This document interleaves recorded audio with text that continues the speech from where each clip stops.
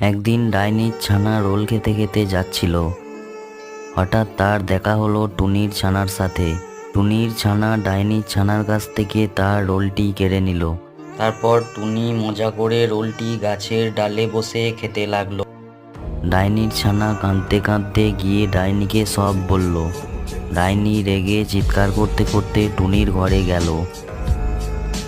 টুনি ভয়ে কাঁপতে লাগলো আর বলল, আমাদের ছেড়ে দাও। তখন ডাইনিটা বলল, তোমাদের ছেড়ে দিতে পারি যদি আমাদের চ্যানেলটিতে সবাই সাবস্ক্রাইব করে ভিডিওটি লাইক করে দেয়।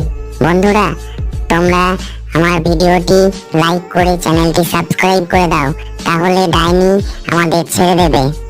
বাহ, তোর বন্ধুরা তো খুব ভালো, সকলেই দেখছি লাইক আর সাবস্ক্রাইব করে দিচ্ছে।